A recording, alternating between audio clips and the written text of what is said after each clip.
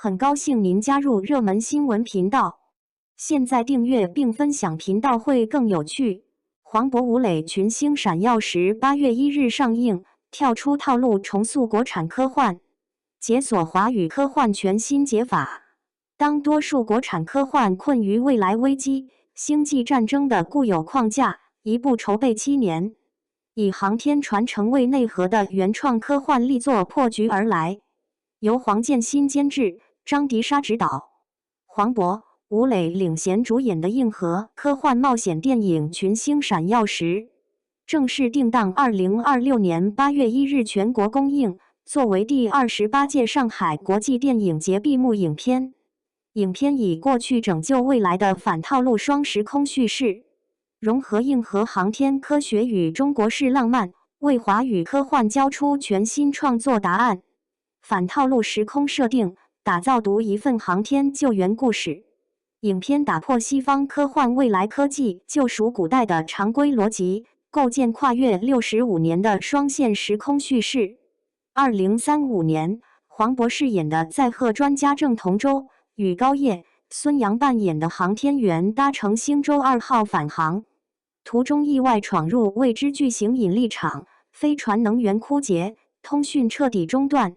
整艘航天器随时会被宇宙引力撕碎，陷入绝境。走投无路之下，3人倾尽飞船全部功率向深空发射求救电波，意外连通1970年东方红1号升空初期的地面观测基站。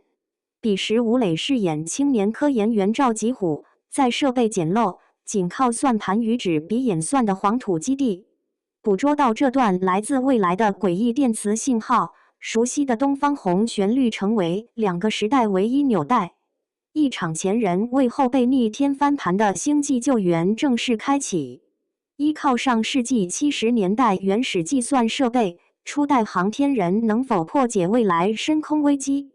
原始手工推演与未来星际科技的碰撞，构成全片核心冲突。跳出单纯打怪、星际殖民的科幻模板，聚焦中国人代代接续的航天理想。3大核心亮点，走出华语科幻差异化新路。第一，硬核科学打底，拒绝悬浮空想。剧本早在2019年斩获中国科幻大会创投大奖，全程邀请国家航天局专家全程把控细节，太空舱构造、引力场物理逻辑。东方红1号真实信号频段均有据可查。剧组一复刻70年代航天基站，算盘、演算黑板、老式无线电设备严格参照史料复原，一边是冰冷浩瀚、视效震撼的宇宙深空，一边是烟火质朴、充满年代质感的科研基地。冷暖视觉形成强烈对冲，兼顾科幻奇观与现实厚重感。第二，双男主演技碰撞，2代航天人双向共情。黄渤精准刻画绝境航天员的隐忍、果敢与求生挣扎，密闭太空舱内大量内心戏层次饱满。吴磊颠覆以往荧幕形象，褪去少年感，塑造沉心钻研、隐忍执着的初代科研青年。伏案演算，彻夜破译信号的戏份细腻动人。李乃文、郭涛、杜志国一众戏骨助阵，完整勾勒老一辈航天人隐姓埋名、攻坚克难的群像，摒弃单一英雄叙事，诠释一代人搭梯、一代人登天的集体精神。第三，扎根本土内核，书写专属中国式科幻浪漫。影片没有超级英雄式孤胆救世，核心内核是传承。上世纪科研先辈以微薄设备仰望星空，数十年后后辈奔赴星海，跨越时空的电波串联起几代航天人的赤诚。不同于好莱坞科幻的个人主义，电影把家国情怀代代坚守融入科幻外壳，让宏大宇宙故事落地中国人独有的精神底色，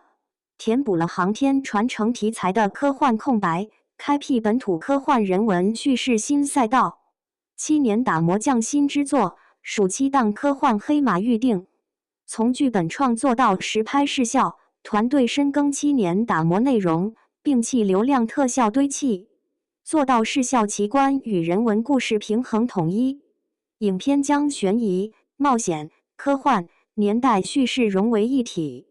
宇宙遇险的紧张刺激，跨时空解谜的层层悬念，两代人隔空相望的温情治愈兼备，全年龄段观众都能找到情感共鸣。长期以来，华语科幻常陷入技术炫技、叙事单薄的瓶颈。群星闪耀时跳出固有创作舒适区，以本土航天历史为根基，用反向时空脑洞重构科幻叙事逻辑，证明国产科幻不必照搬海外范式，立足自身历史与精神，就能打造兼具想象力与深度的精品。8月1日，走进影院，跟随黄渤、吴磊跨越65年星河，看先辈以微光驰援星海，见证属于中国科幻的全新表达。